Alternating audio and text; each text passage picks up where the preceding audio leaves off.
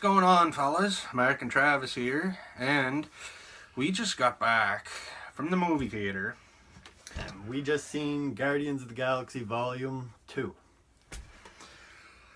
I can't even begin to, I want to say stuff, but we gotta go through non-spoilers first, so I'm gonna save it.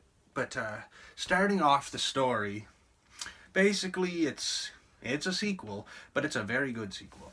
I don't even know how I can word it without giving away. That's what I mean. It's the story continues. I find in no way they redid anything from the first one. It all feels very fresh. It's almost like if they did redo anything from the first one, they redid it in a way that you can't even tell. I didn't even realize. They recycled it and redid it better. The best way, it's definitely a story about fathers and sons. Yeah. Family in general. It is a family feel to this. But it is not aimed for family. Like, I would not take a 5-6-year-old... Like, there was a lot of kids in the theater, and there was some jokes in this movie that's not really Marvel or That's Disney, what I was wondering. I was just like, this is a little, they were bold to do that. Like... And I don't know if that's really classified as a spoiler or not, but it's... that's their not comedy a spoiler. has definitely went a little more vulgar, which isn't a bad thing. It's just all the Marvel movies thus far were always aimed for a wide range of audience, where this one seems like it's aimed towards the young adult on, which worked. It made the movie work, and I liked it, but I just... Hearing kids laugh at jokes about penises and stuff in the theater... It does make you feel a little uncomfortable, doesn't it? It's just why do you... Well, you're sitting there and you're hearing the kids laughing behind you and you're like, oh, I'm glad I'm not their parent. well, that's what I was wondering. Like, for example, this is it may be like a little spoiler, just one of the jokes they say in the movie. Like, it was a joke relating how kids are made. And I heard the kids going like, ah, and I'm just like... Do you understand what they're saying right now? Yeah, are you just laughing because your dad's laughing? Yeah, I don't know. But anyways, other than that, the movie was beautiful. The CGI improved so much. The score, I love the score, but it was a lot of the similar stuff we heard. The score in this, aside from the old classic songs, that stuff, the soundtrack, but the music, it really had that Avengers feel to it. Well, I find so far all the Marvel movies have had, I've been playing them on the guitar, they're all in the same key. Yeah. That's one thing I noticed, they're all in the same key. It sounds a little different, but it has those similarities. It's like that Indiana Jones, and there was another Spielberg movie. It's like, try to take this and then sing this right after. You can't, because it was Indiana Jones and another movie, I can't remember. Anyway, what should we get into next? Cinematography is great. The cinematography was beautiful. Like, all those scenes of, Groot in the little cracks and, all the... Anything that they might have missed on the first film, they hit it right on in this film. I feel like the first film was brilliant and a good movie on its own, but this one was its own movie. And even, it was a sequel to the first, but, how would you word it? You almost didn't even really know where the story was going until 3/4 of the way through the movie. You're just kind of okay, what's really going on? And then when you find out what's going on, everything just makes sense, and you're like, okay, I understand. I had that feeling as well. You're a little you're 3/4 lost. of the way through the movie, and a lot of stuff has happened, a lot of interesting stuff, but nothing really game-changing to make it a movie. And then stuff starts happening and it makes it all works together perfectly. That's one thing I wouldn't consider in this movie. There was in no ways any game changers in the movie. But with that, keeping that in mind, I find they're just going for, let's just go make a good movie. And they did. They made an excellent movie. Some of my negative things I had to say about the first movie, this movie they improved a lot on. Dave Bautista as Drax.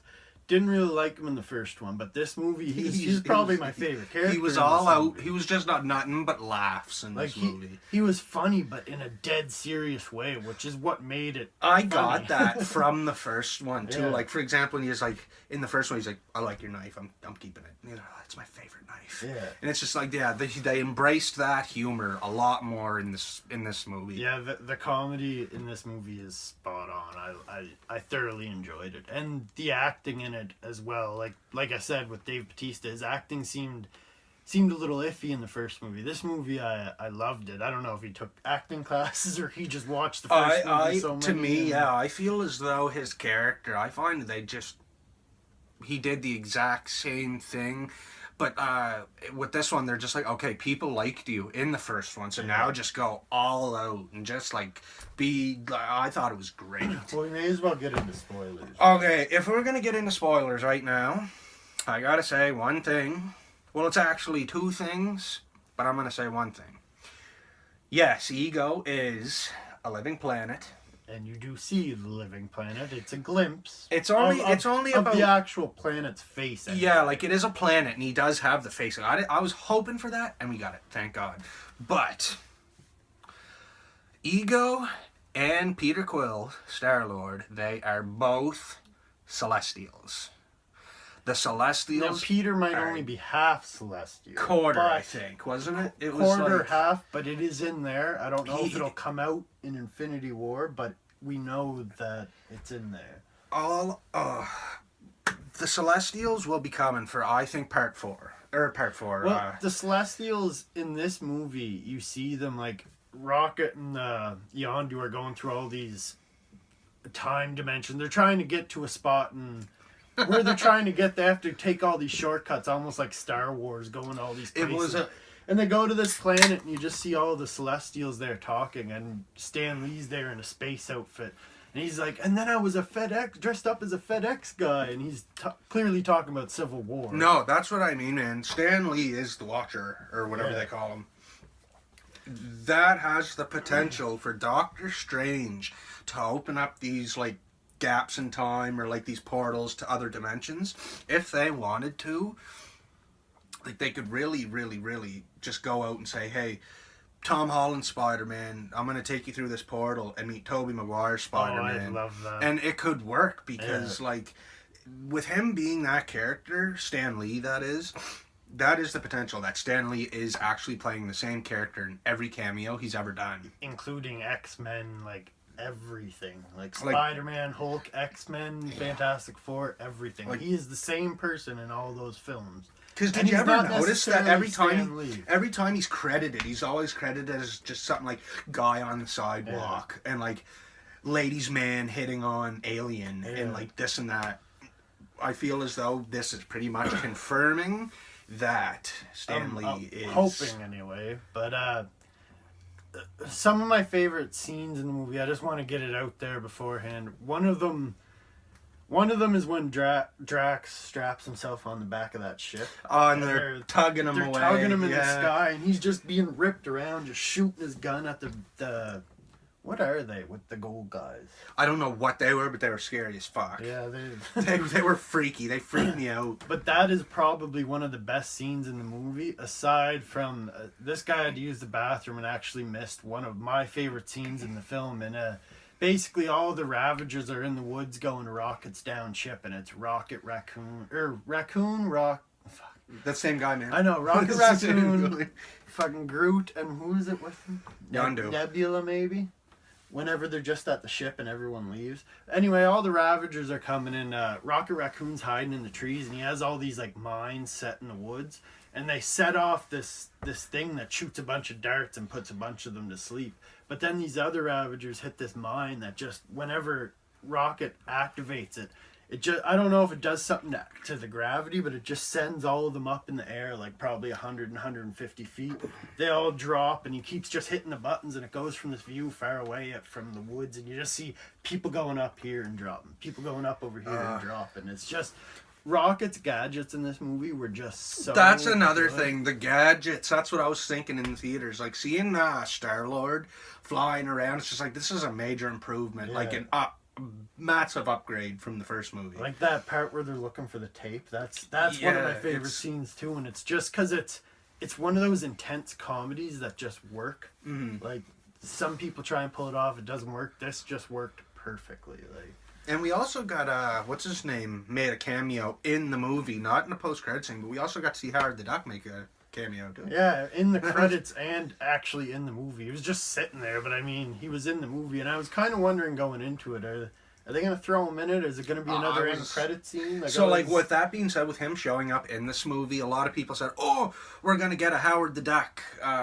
So, like, I don't think... He might show up in Infinity War just to have a face there. We'll definitely not get a movie, though. We're definitely not gonna get a solo movie. I don't see why we would. And with that being said, I'd like to say this, too. I really don't believe we're gonna get a Baby Groot movie.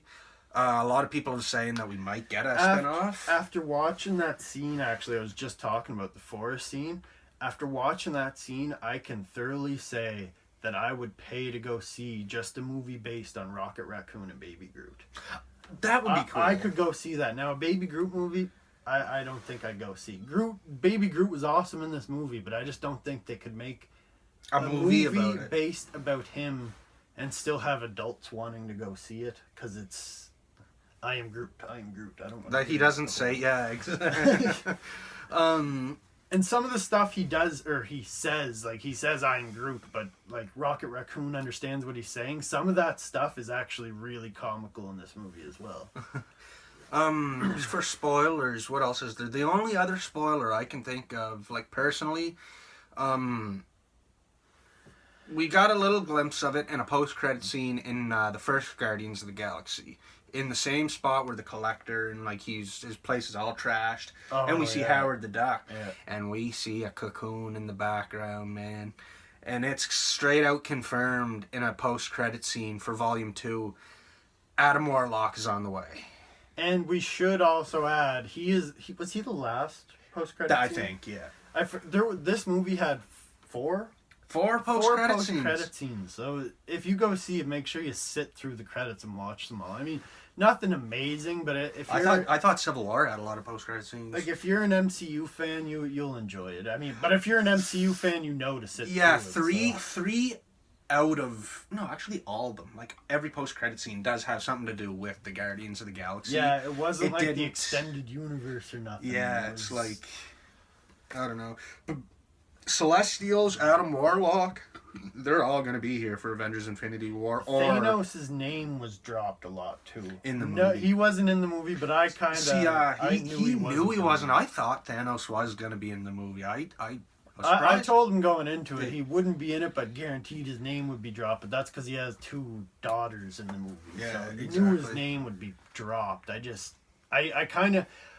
had a thought that he might show up in a post-credit scene, but he didn't. Yeah, well, that's what I was thinking. Even Black Panther, Thor, Spider-Man, I thought they might set up one of those in the post-credit scene, but they were all setting up Guardians Volume 3, essentially. Or Infinity War. Yeah. Like, I personally really believe that they're going to fight Thanos in Infinity War. And then at the end of that, I do believe we're going to get some kind of celestial... They're going to be the new bad guys. Like, they're going to... I don't know, like... I'm not sure, because even what we've been hearing, we don't know if the MCU is going to be so much different after Infinity War. Like, we don't even know what to expect. So, we have a theory that Galactus may come, but that's kind of between Marvel and Fox right now. So, that's a theory, and that's all that's going to stay for now. But with the we should probably rate the movie before we're running out of time there. So, oh, yeah. I will give that movie, Guardians of the Galaxy, Volume 2... 7.5 out of 10. I give it an 8.5, maybe even 9. I really liked this movie, and I rated the Guardians 1. I rated that an 8 out of 10, and the reason I feel like I should give this more is because they improved so much on the reasons of why I gave it an 8 out of 10. And I'm giving this one a 9 out of 10. I love this movie. And another thing that you didn't have to worry about in this movie, too, no John C. Reilly. Yeah, I know. I thought he was going to be in it for sure, and I can't stand his acting, but he wasn't in it. He wasn't in... Neither was, what's her name? Cruella de Vil. Yeah, I know. She wasn't in there either. The Nova Corps itself wasn't in there at all. I thought I seen John C. Reilly as a Ravager, but then about 3/4 of the way through the movie, it turned out it was that Cheddar Bob from 8 Mile. He was in this movie. Oh, yeah, he was one of the Ravagers. Or was he the Ravager? Anyway, Cheddar Bob from 8 Mile was in this movie. I actually thought he was John C. Reilly bald for a bit. Oh, wow. But anyways, though, guys, go check the movie out. Really fun time. Fill your face with as much popcorn as you can. We did. But we'll see you guys in the next video, I guess. Go Yeah, check for it sure. out. Take her easy. Volume 2.